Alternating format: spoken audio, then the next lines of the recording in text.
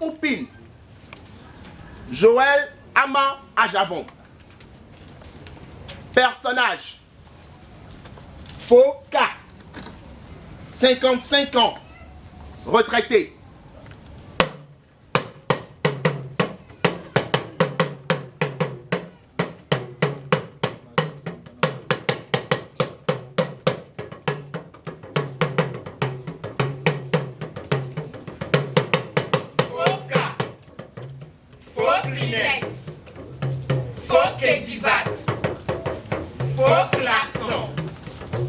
Attention les yeux.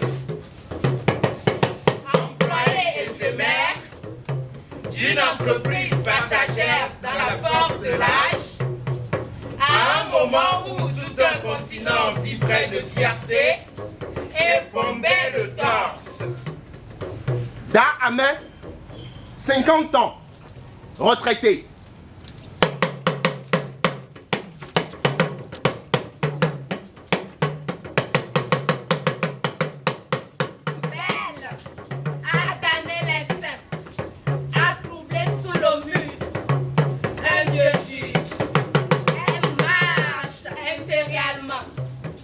Elle parle et ses dents font un miroitement italien avec un léger accent russe. La radio. Une terrasse. Foka assis. Un stylo en main. Sur la table, des coupures de presse éparpillées. 22, 35, 8, 46, 20, 22, 35, 8, 46, 20. Foka se lève. Nerveux. Il cherche. 20. Et plus qu'un numéro pour être du bon côté de la vie.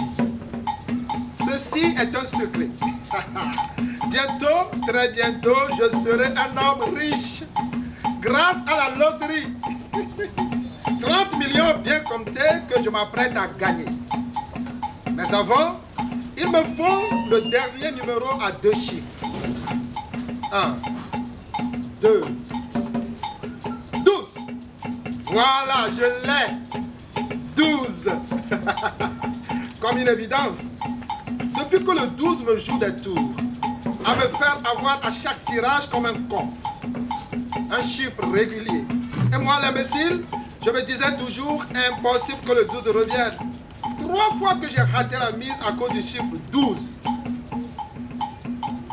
12, c'est aussi la date anniversaire de la vieille carcasse que je traîne. La Mathusalem est un 12-12. C'est un détail non négligeable. Comment peut-on naître un 12 décembre? C'est une confrérie satanique entière qui a pris possession d'un corps. Voilà un détail qui peut faire fuir un soupirant au premier encart. Mais les femmes n'ont pas la bienséance de dévoiler les détails. Ainsi ai-je été pris au piège de la vie avec une épine féroce dans le pied. De loin, on entend Dahamé. Idiot, je t'entends. Je n'ai rien à cacher. Dahamé oncle. Tes numéros de loto mis à part, tu n'as vraiment rien à cacher. Dahamé, si seulement tu savais. Si seulement tu savais. Que quoi? Si tu as enfin une parole concrète à offrir, j'ai l'oreille tendue. Si je gagne. Tu n'es pas de la lignée des vainqueurs, hein? Voilà une vérité difficile à accepter, mais qui peut t'ouvrir les yeux.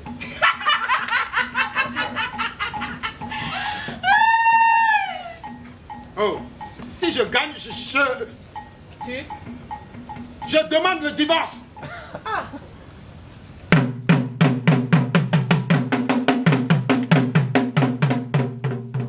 Tu me rassures. Tu sais bien qu'il ne faut pas demander le divorce les mains vides. C'est une belle résolution, mais... Quoi? Il va falloir sortir la calculatrice. Retire tes yeux maléfiques de mon argent. Bientôt 10 ans que tu es au chômage. Tu manges, tu dors et tu joues au loto. La marmite, c'est moi qui la chauffe. L'électricité, l'eau, la maison, l'air, c'est moi. Je te calcules tout ça pour 10 ans et tu libères le plancher. Dame sort de son tablier une feuille et un stylo. Elle calcule. Hey, une fois que tu auras fait tes additions, tu peux soustraire la présence et l'autorité masculine Autorité masculine. que je représente, sans oublier l'instance protectrice que je suis. C'est un sacrifice hors de prix auquel il faut ajouter les actes héroïques dont je ne me souviens plus. Tout ceci peut bien être évalué à une trentaine de millions ou presque. Bon, disons 29 990 000. Prouvé. Approximativement 60 millions. Hey, tu es folle. Dame poursuit son calcul.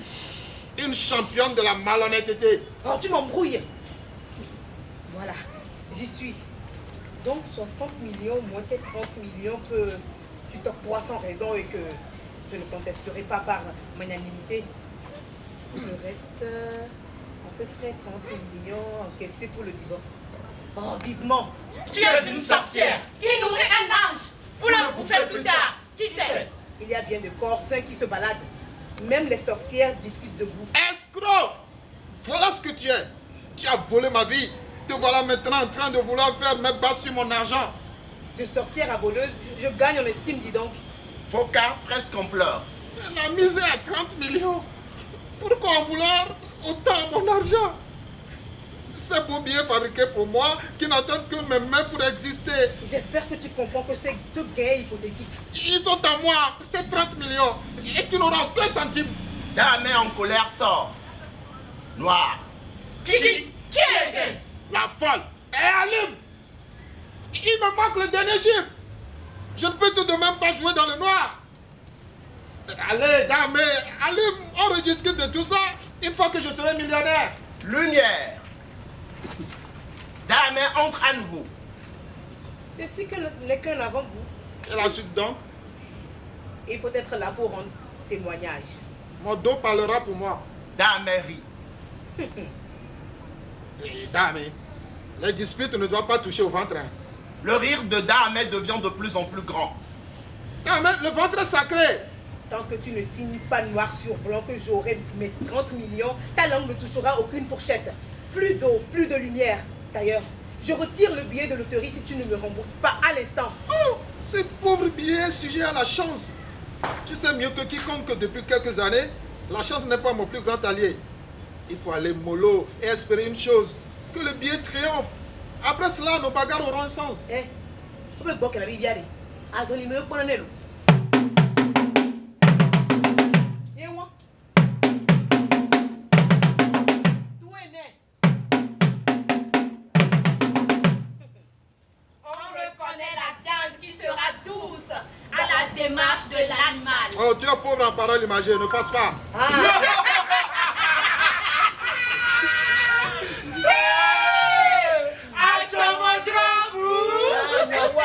Ah, tu pourras donc te nourrir à l'image de la viande pauvre qui se balade dans tes esprits. Tu es définitivement folle. Et si tu ne m'apportes pas à manger, je quitte la maison. Oh.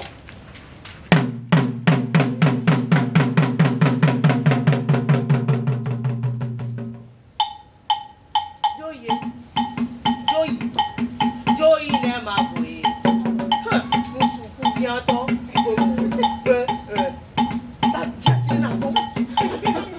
Tu seras sans mari. Et aurais-je un mari? Te voilà prise au piège. Hey, je t'ai fait un bloc à jambe. Tu viens d'avouer de tes propres lèvres que tu es célibataire. C'est bien toi qui as affirmé vouloir quitter la maison. Jusque-là, je ne t'accuse pas de projet scabreux. Oh, je prends la terre entière à témoin. Comment donc une femme célibataire réclamerait des parts de divorce? Oh, nous sommes deux êtres libres qui partagent le même toit. Oh, yeah! Nous sommes deux êtres libres qui partageons le même toit. Oyez! Je prends acte. Quel soulagement. Non, mais serait-il possible que mes mâchoires bougent pendant qu'on discute? Hein? Il n'y a plus de bagarre, monsieur. La messe est dite. Oh, ne me fais pas porter de soutane. Hey, dame, l'estomac, mon estomac grogne. Poche close. Mâchoire close. Bon, 80-20. Enfin prêt à négocier. 40-60. 60 pour moi, bien sûr. 55-45. 50-50. 50-50. Là, maintenant un papier que Foka signe difficilement. 22, 35, 8, 46, 20. Je prends le risque. Je mets le 12. Ai-je le choix? Depuis le temps que cet homme me suit et m'habite, je mets le 12. 22, 35, 8, 46, 20, 12. C'est fait. Bonjour le bonheur. Bonjour la vie, l'opulence, les désirs, les rêves. Toutes ces choses que mon esprit faiblé ont interdit à mon corps s'éveillent. Comment dire? Je rêve de luxure, de femme. Une vraie, pas la Mathusalem. Mes yeux se sont tellement habitués à sa carcasse. Ce n'est plus une femme, c'est une sœur. Entre elle et moi, il y a un ressort cassé, celui du frétillement. Et pourtant, il y a une époque, elle fut le frétillement. Fut, voilà, un passé simple, ni composé, ni compliqué. Elle fut comme je fus moi-même à mon avant, tout cœur succomba. C'était l'époque où mes rêves pouvaient faire le va-et-vient entre le ciel et la terre sur de la rumba congolaise. Vous connaissez Congo? Oui, rumba, Franco. Oh, Ozalaka, très impoli.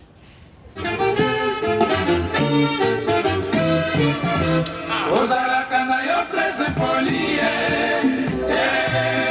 Ozalaka na yo très impoli, Ozalaka na yo très impoli, Bona nini osalaka bongo, Bona nini osalaka bongo bongo, okoloba likambo yo tala nsima te, okoloba likambo yo banga bato te. Mpona nini ozalaka très impudique, okokota na ndako ya bato oyoka soni te. Mpona nini ozalaka bongo ye, ozalaka na yo très impoli, ozalaka na yo très impoli.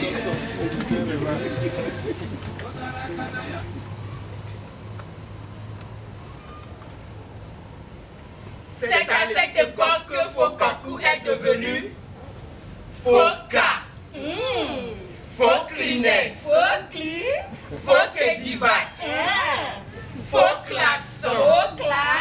Attention les yeux. Le temps de Air Afrique. Employé éphémère d'une entreprise passagère dans la force de l'âge, à un moment où tout un continent vibrait de fierté et bombait le torse. Le temps où le temps renversait le temps. On ne peut pas tout dire. Les oreilles invisibles guettent. Depuis que Air Afrique, criblé de dettes, a mis les clés, on ne sait où, on ne sait tout. Je suis au chômage. Condamné à éplucher les coupures de presse, à miser mon destin et à espérer. Depuis 10 ans, je joue ma vie, mon espoir, mon destin. Désormais, le cas de Fokaku résonne comme un couillon. Je suis devenu faux couillon. Faux connard.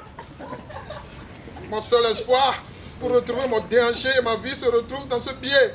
30 millions. Que de rêves. Tu as dit 30 millions? 15 millions. Je ne sais pas comment dire. Je suis gêné rien qu'à y penser. Il y a une femme. Pas la vieille, hein. Une fraîcheur qui vivifie mes rites. C'est avec elle que je vais dépenser mes 30 millions. Combien? 15 millions, merde de merde. La maison est sur le coup ou quoi? Il faut que je quitte ce lieu. Il sort son téléphone. Un grand sourire. Oh, c'est elle, l'autre. Elle est... Comment dire? Nicolas Kakoki s'est chargé de diriger cette mise en lecture.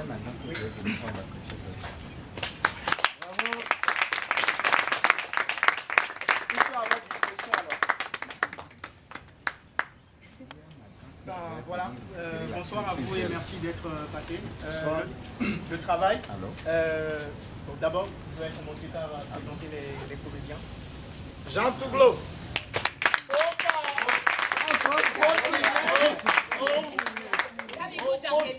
Bravo.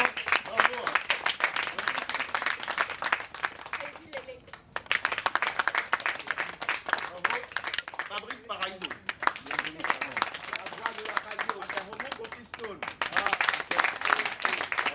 Entendu Delphin Semevo. Dedans Eugénie.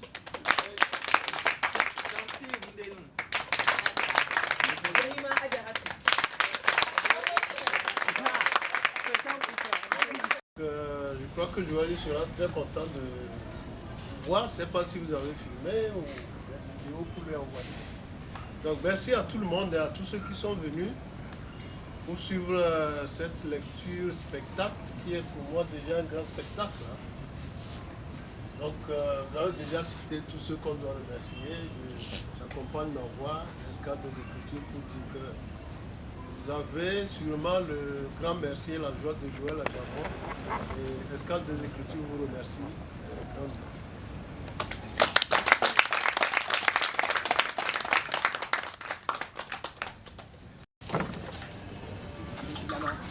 C'est la première fois que je suis sur les terres ancestrales.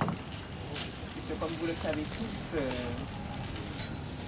je suis de la diaspora, donc ce sont mes ancêtres qu'on a torturés, qu'on a capturés et qu'on a déportés. Je suis revenu sur cette terre pour retrouver les origines. Parce que peut-être vous ne le savez peut-être pas, mais quand on est né dans les terres, dans l'économie, qui le sont encore aujourd'hui. Est-ce que vous pouvez venir peut-être là pour qu'on vous voit? Parce que là, oui. Il faut que les gens vous voient. On va faire Je pense que je dois mettre ça.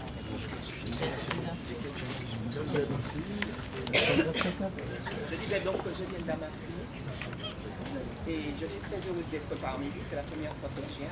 J'ai 57 ans. Donc 57 ans, j'ai vécu loin de mon peuple, de ma terre. Parce que je vous considère tous comme mon peuple, comme mes frères, mes oncles, mes tantes, même si on ne s'est jamais vu. Et je disais que je suis venue ici parce que je suis à la recherche de mes origines. Et je fais le lien avec la pièce de théâtre. Ce que j'ai vu ce soir, le texte, il est beau. Les acteurs surtout, le jeu d'acteurs a été, je ne dirais pas parfait parce qu'on peut toujours améliorer. Mais j'ai apprécié le jeu d'acteurs, ils étaient convaincants.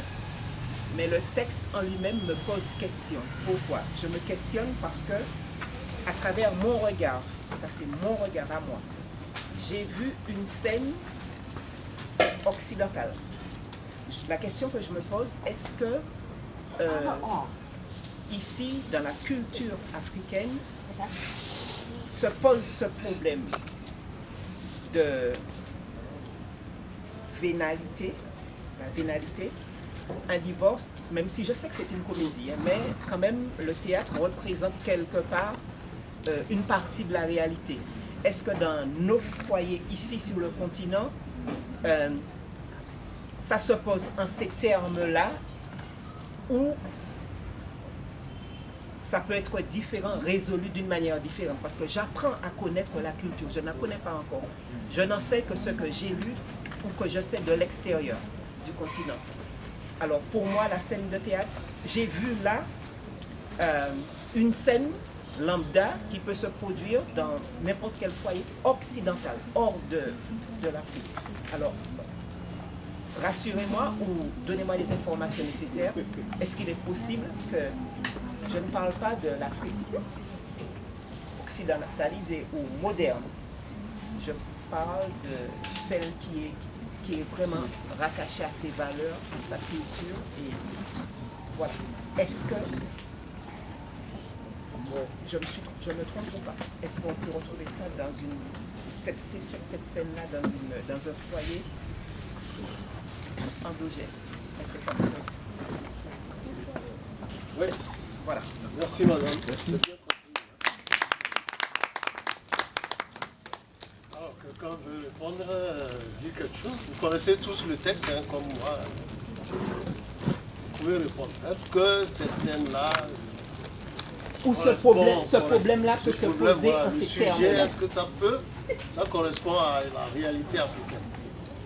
Est-ce que je peux essayer de répondre? Oui, allez-y. Madame, je vous salue, je vous respecte, je vous accueille sur vos terres.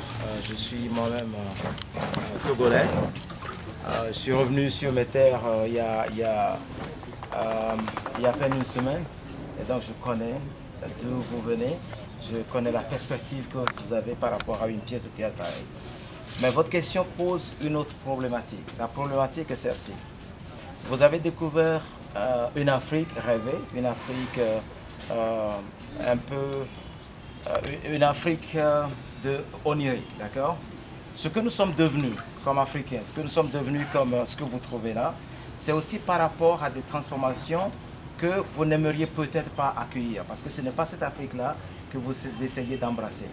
Nous sommes le produit ici, et Joël, avec lequel je vis au Texas, d'ailleurs c'est lui qui m'a invité, je vis à Dallas avec lui, et la perspective de Joël est une perspective, du moins dans cette pièce-là, c'est une perspective d'une Afrique colonisée, recolonisée, transformée, blanchie totalement par rapport à nos valeurs. Si vous voulez une résolution d'un problème pareil à l'africaine, ce n'est pas dans cette pièce-là qu'il va falloir la trouver. Je viens d'arriver du Ghana, je suis allé carrément dans les tréfonds de l'Afrique, dans les villages, où ces problèmes-là, j'ai été assis par des... nous les appelons les Titiao, how do you even say that? Les anciens. Les anciens nous ont fait asseoir pour régler des problèmes autour du feu. Il faisait chaud d'ailleurs, hein? Mais on était assis autour du feu pour régler des problèmes de couple à l'africaine.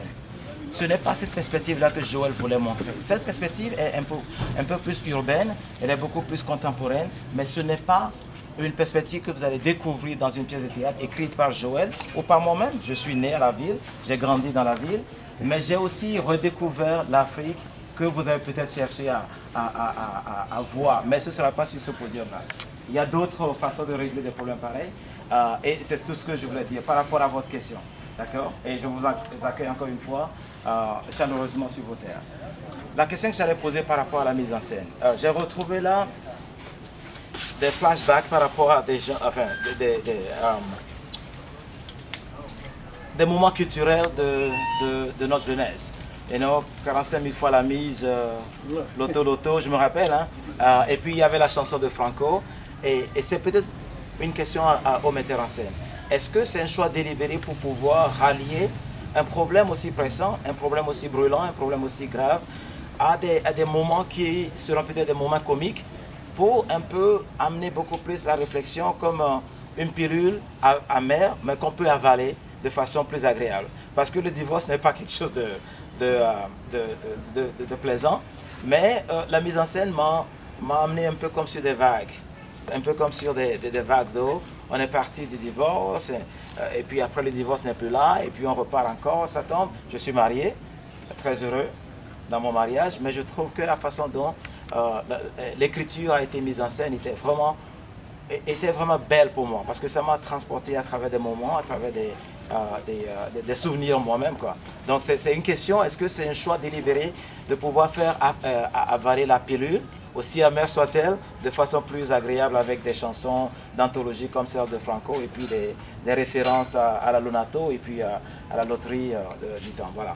Bravo pour la mise en scène, pour la performance. J'ai des mots que je vais garder dans ma tête quand je repars, et je dirai à Joël. C'est pas ça, hein? Ouais. On va parler de vous la nuit, vous savez. Ouais, la nuit, rend tout le monde. Merci pour votre intervention. Donc, pour ajouter juste à ma soeur là, et qu'il y a vraiment, il faut savoir qu'il y a deux Afriques. L'Afrique traditionnelle existe, mais elle n'est pas ici, dans cette pièce. Ça existe. On peut aller la trouver juste derrière cette maison ou en sortant, ou même dans cette maison, on peut trouver l'Afrique. L'Afrique dont vous l'avez, et qui est notre vivant à nous tous.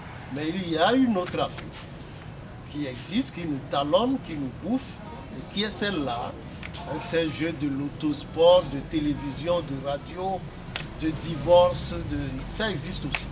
Voilà les deux téléphones. Exactement. Espace. Et on est parti sur une base de, comme je l'ai dit, de travail collectif plutôt. Surtout avec le test qui parle plus dans le burlesque, qui part du comique pour donc afficher un problème, un réel problème. Et pour moi, lire juste le test, je me dis que le commun des mortels peut le faire. Si c'est pour lire tout juste, on peut trouver quelqu'un au bord de la route, lui donner le test et le lire. Donc j'ai pensé à faire intervenir et la percussion et voilà, la danse ou la chanson, les chansons traditionnelles dedans. Oui, pour ressortir d'abord nos richesses, hein, et faire un flashback, un rétro en arrière sur ce qui s'est passé. Vous voyez, arrivé à un moment, il a parlé de Air Afrique. Air Afrique, en ce temps-là où c'était c'était la jeunesse de l'Afrique. Tant bien qu'il y avait des dictateurs au pouvoir, mais on était bien. Enfin, les Africains vivaient bien. On vivait bien de chacun dans son pays. Et d'un seul coup, Air Afrique est tombé et on a vu ce que ça a donné aux employés, ce que ça a mené dans les familles. Ça a brisé des couples, ça a brisé des vies. Et l'histoire, moi j'ai posé la question à l'auteur de savoir pourquoi en fait il a dirigé sa pensée vers là. Pourquoi la trame de l'histoire parle de ça. Et il m'a dit que c'est parce qu'il l'a vécu. Il est témoin oculaire de cette vie. Et donc, il a trouvé mieux de le transposer sur du blanc. Et donc, pour moi, slalomer entre ces différentes époques me permet donc de faire le trait, voilà, entre ce qui s'était passé, qui est de mal, et ce qui se passe aujourd'hui dans notre époque contemporaine. On a fait même appel au fait à nos temps contemporains. La danse du cercueil, l'avènement de l'Internet qui a tout chamboulé aujourd'hui et où on ne respecte rien. Donc du coup, pour nous, c'est surtout faire ressortir, oui, ses richesses, mais dire une vérité. C'est aussi ça le but du théâtre. Donc c'est en griffe, si je peux dire, c'est ce qu'on a fait. Et je ne l'ai pas fait seul. Ce sont les acteurs qui m'ont aidé. On a travaillé, on est parti dans beaucoup de sens.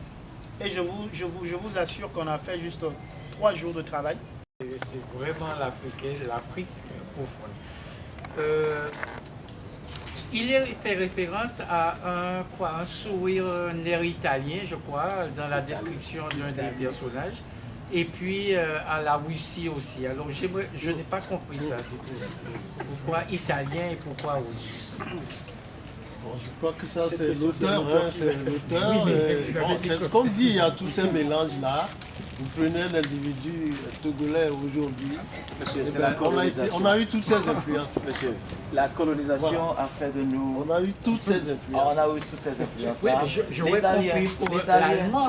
L'italien, c'est la finesse. L'italien, c'est pour nous, hein, de notre perspective. Oui. L'italien, c'est la finesse. Je pense que par rapport au test, les mouvements de la dame étaient italiens, dans une certaine douceur. Et puis quand on en vient au russe, c'est beaucoup plus rigide, c'est beaucoup plus tueur, quoi. C'est agressif. C'est ce que j'ai compris. Ça, c'est ma génération. Je ne peux pas avancer trop. Mais c'est exactement ça. C'est ce que je pense. Ça, c'est ma génération.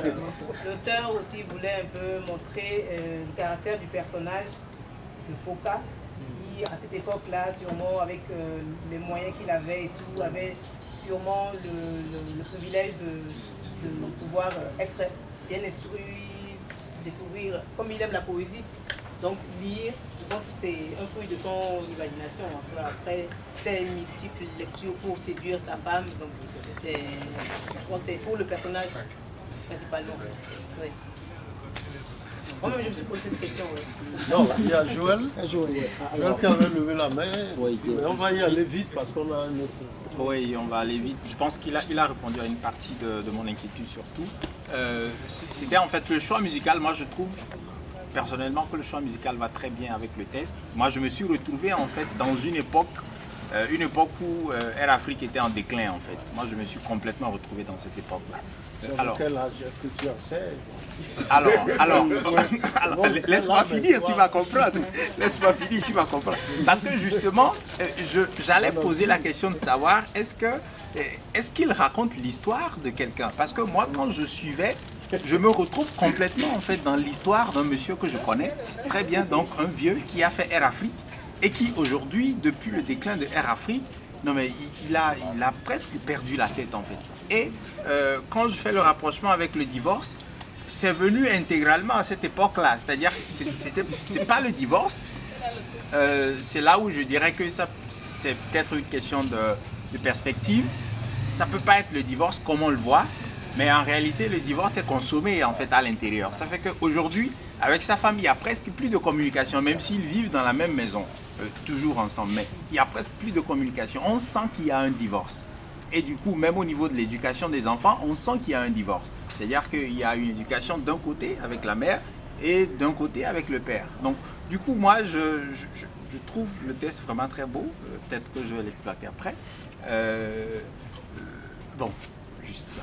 Bon, on a dit qu'on va être bref. Ouais, voilà, je vais m'arrêter là. Donc, on va peut-être... Merci.